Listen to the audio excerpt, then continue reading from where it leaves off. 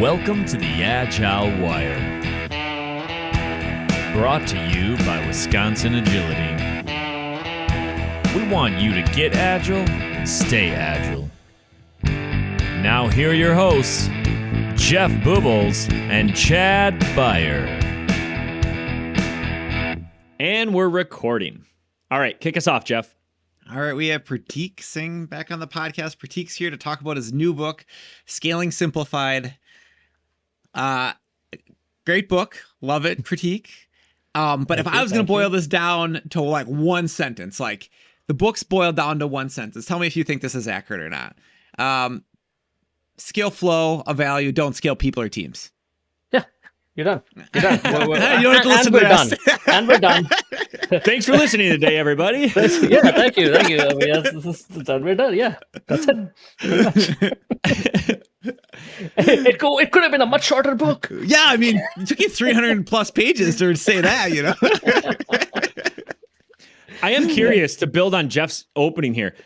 Did you ever think of a subtitle for the book? Like, were you toying around with a subtitle? Well, I was actually. The current subtitle actually on it is "A Practitioner's Guide to Scaling Flow." Now, I know I probably didn't do a good job of. I probably didn't do a good job of marketing that, but it's to Jeff's point, the whole book is about scaling flow. It's at the end of the day, our customers pay us to get stuff done for them. How we get it done is not as important as actually when we pick something up, it actually gets to the customer. Whether it takes 20 teams to do it or 10 teams to do it or one team to do it, it's flow. It's scaling that flow that matters to our customers. And that's essentially what the book is. Yeah, that's awesome. So it's not your fault. I just didn't look at the subtitle on the cover of the book. I read the top and then I just didn't look at the bottom of the cover, I guess. Hey, if it makes you open the book and read it, good enough. Yeah. If the main title is so good that you just want to open the book and read it and not even read the subtitle, good. Mission accomplished. Yeah, perfect. I did get to a section that I was like, oh, this is a cool, I was thinking if there was a subtitle, which there is, but I got to a section in chapter, I don't know what chapter, but there's a heading called Lead with Flow. Mm-hmm. And I thought that was pretty powerful, like those words, lead with flow. And anyway, your thoughts on, if you know what section, I think it's the end of chapter 7 I'm looking at right now. Yeah. The whole idea with leading with flow is, another way of saying leading with flow is make everything else subservient to flow.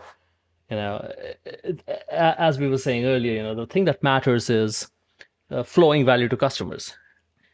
Now, everything else is just random stuff that we put in place so that value flows to customers. And if that random stuff is getting in the way of flowing value to customers, well, let's get that stuff out there. Let's lead with flow and make everything else subservient to flow. Yeah, and that's a really powerful thing, because so often in our work, when we go into clients and they give us pushback of why they can't do that, it's secondary and tertiary things. It's like, well, how would we do shared code ownership? Or our developers are going to have to learn so many new skills to be able to do this. Or, I mean, they'll give us whatever. It's some other pushback. And it's like, yeah, but don't you pay people to deliver value for your customers? Isn't that the reason they exist? Why don't we align around that and then figure out how to make everything else work, with that as our primary goal? So I think, it's key. I don't know. It's a little bit of common sense, I think, when you're doing scaling, but it's not so common, right? So, I don't know.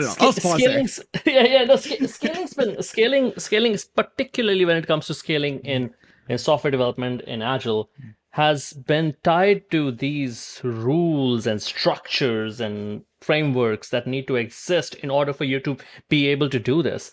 Meanwhile, large corporations have been delivering decent amount of software for a long time without these scaling frameworks being in place. So obviously it's doable, and it's doable if we are doing the things, Jeff, that you were just talking about, which is focusing on getting value to customers and not everything else. And I think this is early on in the book. I talked about making progress via negativa. It's like remove everything else that's getting in the way of flow. Instead of trying to add processes, let's first talk about removing processes so that things can flow. Yeah, I love that. Can I do? I have highlights from the book because I finished it this morning. So, I can I just throw like one line zingers that you wrote in the book, and then you can just comment on them. Sure. I think this will be fun. This is gonna be great. So I have one highlighted here. It's blockers are usually just a specialized form of dependencies. Yeah. Yeah. What else? I mean, you know what? That's just great writing. I can't add anything to that. Mic drop. But it is, right? I mean, it's so funny how, like you're just saying, removing the things that are in the way. Well, why are things in the way? It's usually because of all these dependencies, right? Yep. Like when organizations are just filled with blockers of dependencies around these specialized forms of dependencies. So I don't know. I like that one. I'm sure there's more to that paragraph, but that was the one I highlighted. Yeah, it's as you said, Chad. It's when this is the problem with scale, and this is why scaling frameworks have become so successful. Is because people do realize, executives realize, things are blocked all over the place. Things are not getting done. We need to find out how to get things done, and then we invest a lot of money in adding a whole bunch of process to figure out how things are not getting done, instead of just going in and saying, that's blocked. Why is that blocked? Let's just get whatever's the reason for that being blocked out of the way. There's a dependency. Let's remove it. And if you do that a few times, it turns out you end up every dependency you remove ends up removing 100 other dependencies. Yeah, I love it. It's like reverse engineering your way towards agility by just slowly but surely chipping away at all those dependencies until you've almost, like, I don't know if you can remove every dependency in theory, but striving for that perfection goal, right? And just continuous improvement mindset. I also think it's interesting, this kind of goes along with this point, the way you talk about efficiency. So I think it's an overloaded word. And kind of like Agile is, right? Like in Kanban and whatever, pick your word inside of our community. They're all overloaded. They mean so many different things for so many people. But I really like the way that you talk about it. And what most people will probably think about when I'm saying the word efficiency is efficiency of utilizing people, resources, something along those lines, some type of activity that we do. And that's not at all what you talk about in the book. So maybe you could dive into that. What does efficiency mean to you, Prateek? Yeah, efficiency. For me, efficiency is when I arrive at the airport, how quickly I get through check-in and security onto the to the flight waiting area, or onto the flight even. How quickly I get there is efficiency. How busy the TSA agents are, how busy the check-in people are, how busy the people at the gate are, that has nothing to do with efficiency. In fact, the busier those people are, the less efficient it is for me to get through. I might have TSA pre, I might have clear, all that stuff, but if those people are busy, it's going to take me a long time to get through. It's the movement of whatever is the encapsulation of value. That is efficiency. When you are working on a work item, how efficiently that work item moves, because the customer is waiting for the work item. The customer is not paying you to be busy. The customer is paying you to get that work item done.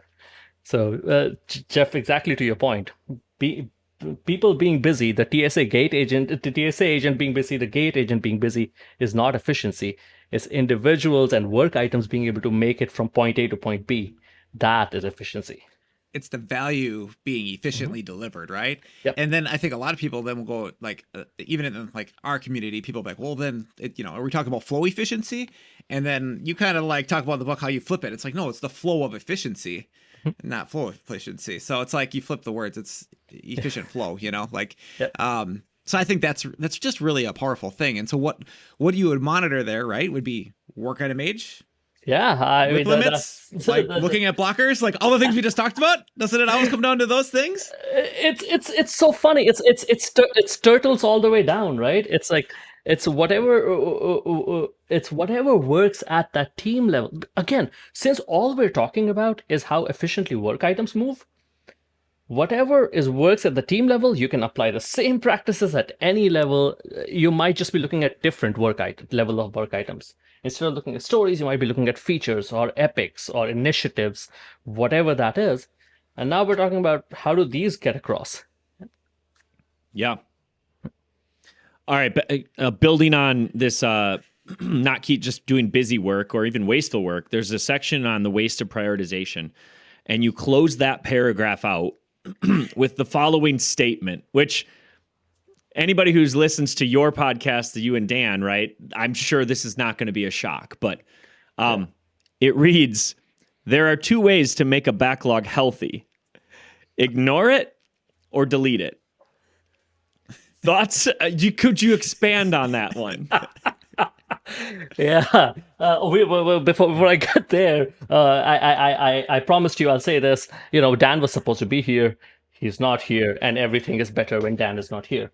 But I'm sure we'll have Dan on here soon, and he can talk about his new book as well, Actionable Isometrics Predictive Volume 2. But yeah, that chapter is I shouldn't say it's my least favorite because it is one of my favorites, but it is the biggest bait and switch chapter I have in the book because I spend a good amount of time describing all these prioritization techniques and how you would do this and where you should go to read about this stuff. And I end it with saying, you know what? None of it matters. Don't do any of it. It's a complete waste of time. And the reason we get to that is anytime you do prioritization on work that you have not started, you are either explicitly or implicitly making a commitment. You're either someone looking at that backlog is going, oh, I am number 10 on this. Cool. So when they get through 9 things, they'll pick up my thing. Or it's an implicit thing that you've told the team that this is the order in which you all should pull this work. When you do that, when you make that commitment, and then because of real world things happen, priorities change, especially if we are being agile and we actually learn, that makes us change things. If we actually hold true to the values of learning from customer feedback, that thing number 10, you're probably never going to get to it. You might never even get to thing number 5, especially when we're talking about scale for higher level items. You might never get to number 3. And that's why all that prioritization stuff is great, but you cannot really say that our backlog is prioritized because as soon as you make that commitment, you're shooting yourself in the foot. Think about it this way. I don't know if I say this in the book or not. You're essentially saying we're not going to be agile. You're essentially saying this is a priority order, and I'm going to stick to this priority order no matter what. So that's why for me a healthy backlog is one that you never create. Yeah. I don't know that I would go quite to not create. I would say that it's very short and emergent in nature is how I would phrase it. But I think I like the spirit of where you're going. I think we have to have some strategy, some direction, and then know that we're going to completely change it because we have to be adaptable as we learn. The problem that I see a lot of organizations get into is they're not to the point where they're validating their outcomes. So they're delivering, but they're not actually measuring. And so if they're not doing that, then what the heck am I going to work on next? And so it's like, well, we got to get you to the point where you understand how to validate, and then you can give it time to, be out in the wild for a while to learn what you should do next. I'll amend that statement a little bit to say you can have a backlog, you just don't need to necessarily order it. You don't necessarily need to prioritize it. Because obviously when you're done with something, you need some way to find out where do I need to go pull the next thing. I mean, we do need to find, otherwise what, people just going to sit around idle? No, we just find out when we'll pull the next thing, what the next thing is to pull. But in general, Jeff, in the spirit of what you were saying, we really don't need this deep prioritization. Hey, let's get together every 3 months and figure out what we're going to do for the next 3 months or the next 6 months, whatever that is. So that's interesting because this was a question I had. You talk about, I think it was maybe when you're talking about like a portfolio stand up or something like that. And maybe like you're at that point where like, hey, we're ready, right? There's a signal, we can pull more work now. What should we pull next? Maybe I missed it, but I don't think anywhere in the book you talk about who makes decisions. You just talk about the decisions being made. And was that deliberate? Is there more to the story?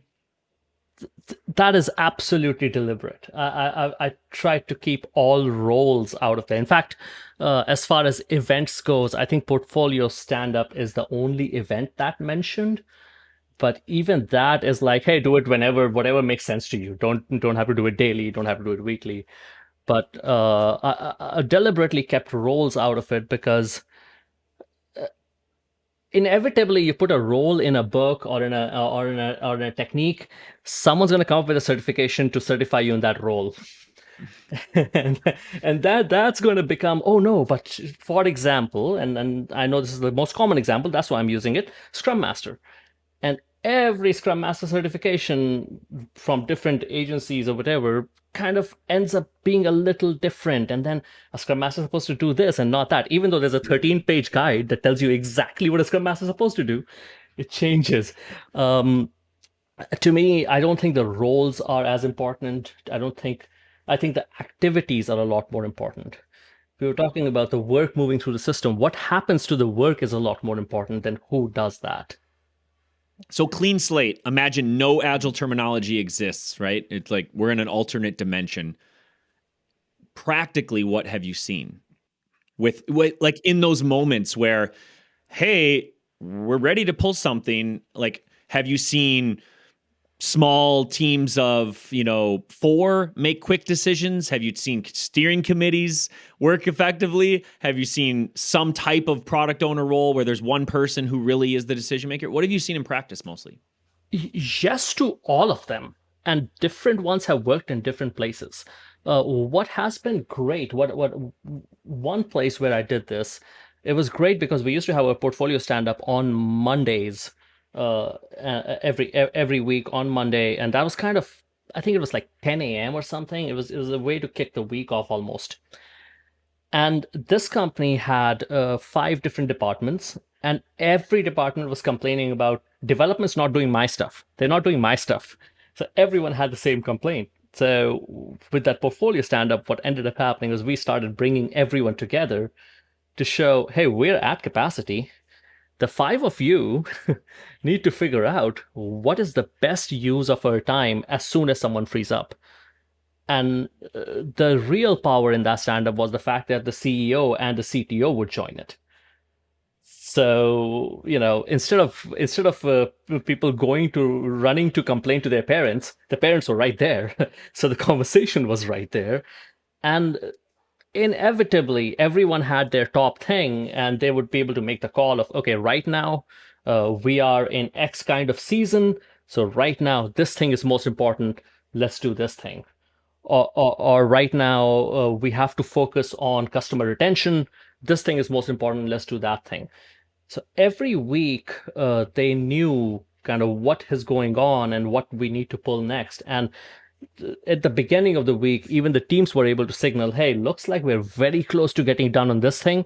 So it seems like somewhere in the middle of the week, we'll need to know what to pull. So either tell us now or get back to us by tomorrow and let us know what we pull. Sure.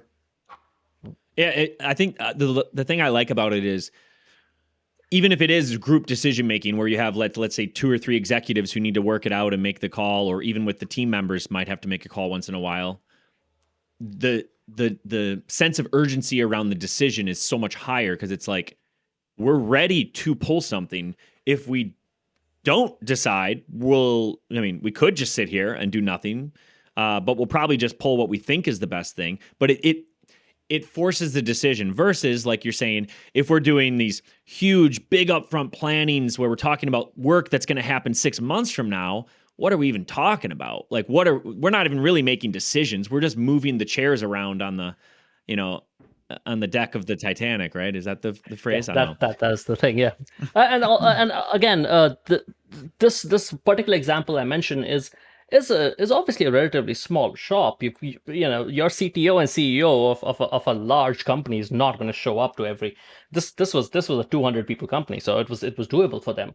But then in larger companies, when we're talking about a company that's 12,000 people, that's where the product owner model works a lot better. we have this entire area. This product owner takes in the input from everyone and goes, "Oh, this is what's the highest priority right now. Great. Whenever the team asks for work, I'm going to pass this along." Yep. Awesome. So one of the biggest difference that I see in what you were writing about compared to what Chad and I generally do. In full transparency, when we're working with an organization, we don't follow one scaling framework at all. It's more like, what do they need? And most of it aligns to something less-ish, right? So like something pretty close to less. But we would say generally it's the team thing. So that's probably one of the bigger differences that we would have is we'd say, yeah, we want cross-functional teams. We want to deliver on that. And I like your idea of a large team and having people kind of dynamically reteam to work on whatever makes sense in the moment. I just haven't seen many organizations have the maturity to handle that. I just wish they did, but I haven't seen that. And I'm just curious what your experience has been. So this is it's very interesting, and you all mentioned Dan in my podcast earlier. We say a lot of really out there stuff. Like we say we're drinking whiskey, so things come out. We say a lot of things that are way out there, and I would say most of it inspired by Dan, but then I egg him on that. But the thing that we get probably the most feedback on, probably the most questions around, are the team size things. It's this thing that we have tried in a few places where we've had teams that are 15, 20, 30, 40, even 60 people large.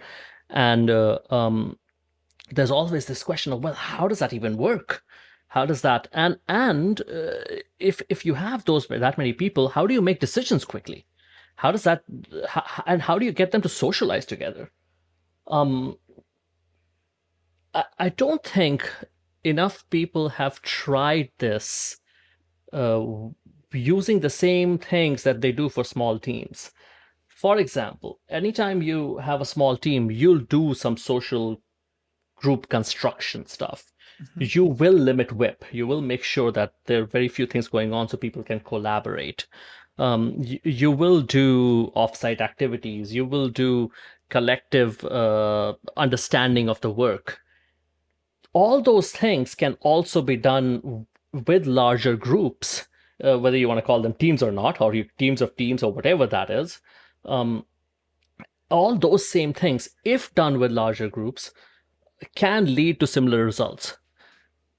But that's just the team level. The reason Dan and I like to talk about this is because it cuts down often on exactly what Chad was talking about earlier, which is dependencies. All of a sudden, I don't have to wait for this other team to give me stuff because that person is right next to me. We can figure out how we most efficiently manage it. We've done this in a couple of places. It seems to have worked pretty well there. But to your point, Jeff, it's not as much maturity of the team members. It's more maturity of management that is required to support it. 100%. Yep. Yeah, and we're all for, I mean, back to your, the statements you make. I love it when the statements are big and out there because I think that's like, I think I used the phrase perfection goal earlier, but like, I love setting the bar so radical that, even the smallest step forward towards that is a decent amount of change. Like, for example, and here's another zinger or a quote from the book. For the vast majority of organizations, eliminating upfront planning is absolutely revolutionary, right? I totally agree with that. So if that's so revolutionary, then painting a picture that's really radical makes them consider, well, what if we just take a small step towards that? Like, you don't even need backlogs. Wow, that's radical. That takes away upfront planning, right? We don't even have a backlog to put stuff on. Like, then we can't do upfront planning, but you make them think, do we need a backlog? And then maybe they take a smaller step to that where instead of having a backlog with 1,000 items on it, maybe it's 50 items. And that's improvement because now there's less, right? There's less noise. So I like the big, I don't know. I like the revolutionary statements because I think it gets people in the mood to change or they start considering change instead of just closing it off. And that's, and to your point, and I again, I will give Dan a lot of credit on this because I used to be a much nicer guy before I hung out with him, but But the thing with Dan, at least the way I have seen him progress with this stuff, and he has pulled me along with it too, is those revolutionary statements are from a very pure lean perspective, just normal. Like from an absolute pure lean perspective, these are just normal, natural things. Well, if you're completely just in time, why would you have a backlog? And if no one has a backlog, how can there be dependencies? And if there's a dependency, well, Lean says eliminate it. Let's get rid of it. Let's make a larger team so it doesn't exist. And again, I'll give Dan a lot of credit for making me think that way. And once I think I started thinking that way, it just makes sense. If you do everything just in time, you can be as agile as possible. Yeah. I mean, you think about, well, why do we have backlogs? It's so we have shared understanding of what to do next. Well, is that the leanest approach to knowing what to do next? No, there's a better way, right? So I like it. I just think that it's a big step forward, and so I think a lot of organizations would struggle. But I think to Chad's point, if they could even get it to a handful of items that they're planning, it would make a huge difference of where they're going. Instead of planning years in advance, and of things you're never going to do. So. It's even even in our trainings when we do Kanban training, Dan and I have a slide which shows an options column with 3 or 4 things in it. We know that if we don't show that column, the next question will be, well, how do I figure out what's next? Well, then you'll have to go to the entire spiel and write a book to explain it. So just to help people to step there, yeah, there is a middle step that you can take. All right, I didn't even see this zinger, but Chad told me about it before, and then I had to look it up. Did he really say that? And I was like, wow, shots fired over the bow here. Like, let's see what you're going to bring so, that one up? I'm going to bring that one up. So at the very end, in the acknowledgments, you say, thank you to the creators of SAFe. Without your misguided framework, I would not have anything to write about. So, I mean, there's something. You wrote it. I did write it. And here's the funny thing. So this is, again, as I was saying, I give a lot of credit to Dan for a lot of stuff. And as I was writing this, I was like, I should run this by Dan. And I was like, I know the answer I'll get from him. He'll be like, yeah, absolutely. Put it in. And so I was like, no, I need someone who can potentially give me a different answer. So I ran it by my wife. And I was like, hey, you're the much nicer of the two of us. So do you think this is okay? She's like, yeah, it's okay. I'm like, all right, then it's going in. But the point of it, again, is it's very, as Agilists, we all like to not call things out when they are prevalent in the industry because we like to be nice. But sometimes I think you make progress by not being nice. In fact, a lot of times you make progress by not being nice because Agile itself wouldn't have come along if people just kept playing nice and said, oh, no, I don't want to hurt my project managers and I don't want to hurt the people with the Gantt charts and we shouldn't do that. The thing that SAFe did really well is marketing, and they made scaling Agile literally a thing before we all knew it was a thing. But then they added a whole bunch of stuff to it. And I was like, great, people now know about it. So let me actually try to level the score here. I don't think I'll be able to, but let's at least try to bring a different set of eyes on it, because scaling Agile seems to have lost the Agile part of it, and it's just become a scaling. And that's kind of why, yeah. But thank you for them. Thank you. If they hadn't done it, people wouldn't even think about this stuff. Yeah, and I mean, we know plenty of people who have worked with SAFe, implemented SAFe. To each and everyone's own, right? Like, you can choose whatever you want. Like, I've kind of moved past the whole like bickering over stuff. You can choose whatever you want. I feel pretty strongly that there are leaner and more effective ways to squeeze more agility out of an organization. If you can do it with SAFe, great. And that level of agility that you're getting is good enough for your organization. No problem here. I don't care ultimately, right? But I just think most of our clients, they want more than that. And so it'd be a disservice to only help them improve a little bit when you can go so much farther. right? Without a lot of the overhead and waste. So Yeah, it actually ties back to the very first chapter. I talked about Via Negativa earlier. It's that story of Michelangelo that they asked him, "Hey, how did you carve the sculpture of David?" And he was like, "Well, David was already there. I just took the parts that are not David out." And I'm fine if you're doing safe. Just start removing stuff. Start removing stuff that doesn't help, doesn't matter, gets in the way of flow. And you'll probably end up with something that is a lot more customized for you, works in your context a lot better, and is probably a lot cheaper. Yep. Yeah. Okay. I think I had one other quote that I really enjoyed. It's there's so much to it because you have an entire section on it, but you talked about Conway's law, you talked about Little's law, obviously, right? But there's one phrase I thought was a really good one that summarizes Conway will help us design the organization and Little will help us establish flow. I think that's a really impactful statement. And of course, if listeners don't know what Little's law and Conway's law are, obviously this is a great prompt to go read the book because you do a pretty awesome job, right? Of like going into both and then bringing them together. And it's, I don't know, it stood out to me. So I enjoyed it. Yeah, and the thing is, maybe I should have made it a little more circular, because I think those two will keep informing each other. Because you're going to apply something like Conway's law to say, okay, this is how I want things to get done. So this is how I'm going to lay out my organization like this. This is how it will be. And then you will observe, based on Little's law, that your whip might be too high because you've laid your organization out like this. All right, let's change it up. How do I reduce organizational whip? By changing the structure of my organization. And then you'll see, okay, maybe the whip went too low, maybe it went too high, whatever that is, and then let's change it again. And it's a circular thing that will just keep happening. It'll just keep going on as your org grows, as your goals change. Those two things will play against each other and hopefully get you to a nice balance. Yeah.